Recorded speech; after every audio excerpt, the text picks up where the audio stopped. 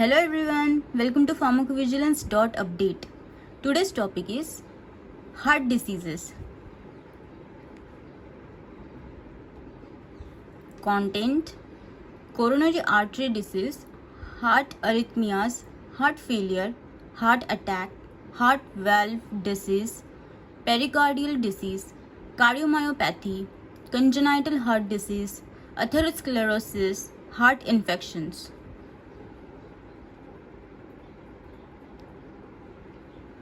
Let's start with coronary artery disease, that is CAD. CAD is the most common heart problem. With CAD, you may get blockages in your coronary arteries. These are the vessels that supply blood to your heart. This can lead to a decrease in the flow of blood to your heart muscle, keeping it from getting the oxygen it needs.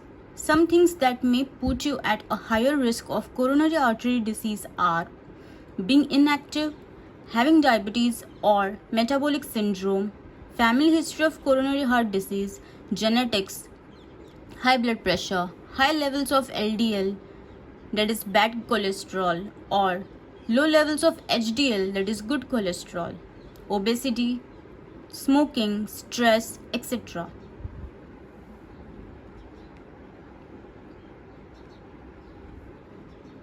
Heart arrhythmias.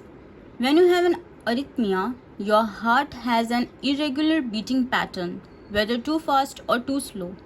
Heart arrhythmia occurs when electrical impulses in the heart don't work properly. Serious arrhythmias often develop from other heart problems but may also happen on their own.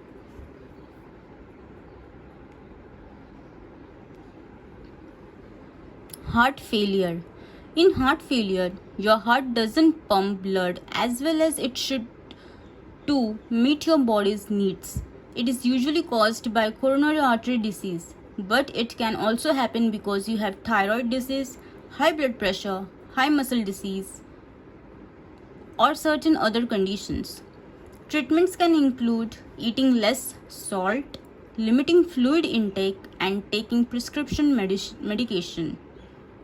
In some cases, a defibrillator or pacemaker may be implanted.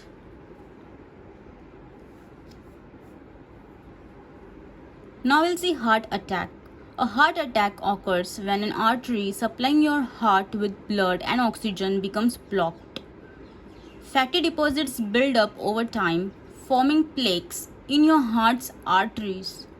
If a plaque ruptures, a blood clot can form and block your arteries, causing a heart attack. Symptoms include tightness or pain in the chest, neck, back, or arms, as well as fatigue, lightheadedness, abnormal heartbeat, and anxiety. Women are more likely to have atypical symptoms than men. Treatment ranges from lifestyle changes and cardiac rehabilitation to medication, stents, and bypass surgery.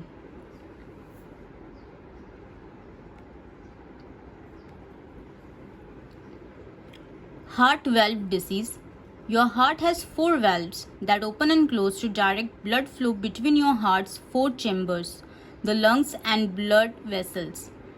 An abnormality could make it hard for a valve to open and close the right way. When that happens, your blood flow could be blocked or blood can leak. Your valve may not open and close right. The causes of heart valve problems include infections such as rheumatic fever, congenital heart disease, high blood pressure, coronary artery disease, or as a result of a heart attack.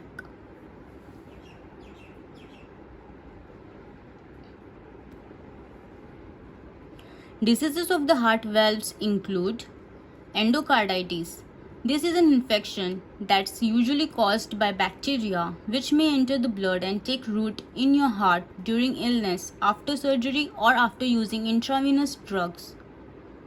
Rheumatic heart disease. This condition develops when your heart muscle and valves are damaged by rheumatic fever, which is linked to strep throat and scarlet fever.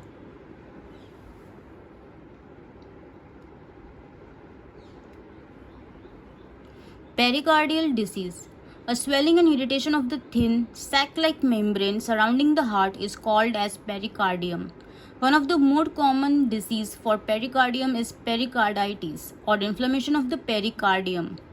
It's usually caused by an infection with a virus. Inflammatory diseases such as lupus or rheumatoid arthritis or injury to your pericardium. Pericarditis often follows open heart surgery. The most common symptom is sharp, stabbing chest pain that may travel to the left shoulder and neck. Pericarditis usually begins suddenly but doesn't last long. Most cases are mild and usually improve on their own. Treatment for more severe cases may include medication and surgery.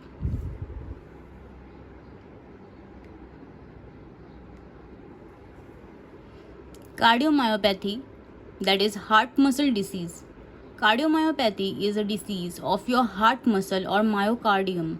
It gets stretched, thickened, or stiff. Your heart may get too weak to pump well. There are many possible causes of the disease, including genetic heart conditions, reactions to certain drugs or toxins such as alcohol, and infections from a virus. Sometimes chemotherapy causes cardiomyopathy. Many times doctors can't find the exact cause.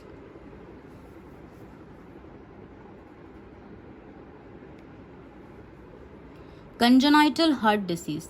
Congenital heart disease happens when something goes wrong while the heart is forming in a baby that's still in the mother's womb. The heart abnormality sometimes leads to problems right after birth, but other times there aren't any symptoms until you become an adult. Septal abnormalities. These are holes in the wall that separates the left and right sides of your heart. You can get a procedure to patch the hole. Pulmonary stenosis. A narrow valve causes a decrease in the flow of the blood to your lungs. A procedure or surgery can open or replace the valve.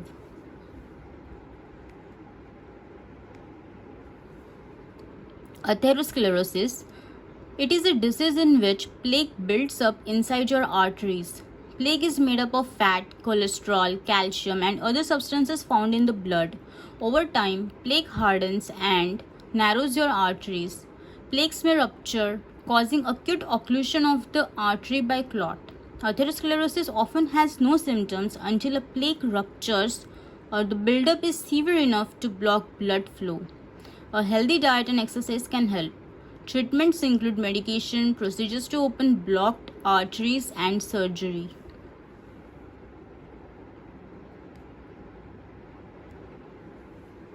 Heart infections. Heart infections occur when an irritant such as bacteria, a virus, parasite, or a chemical reaches your heart muscle. An infection can cause inflammation or damage to your heart's inner lining, valves, outer membrane, or the heart muscle itself. It is also called as endocarditis.